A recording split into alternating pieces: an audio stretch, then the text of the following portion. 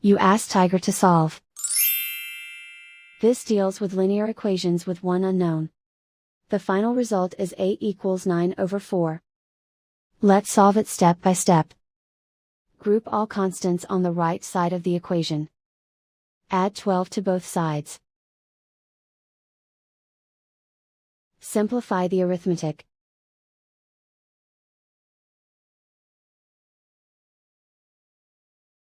Isolate the a. Divide both sides by 8. Simplify the fraction. Find the greatest common factor of the numerator and denominator. Factor out and cancel the greatest common factor. And so the final result is a equals 9/4.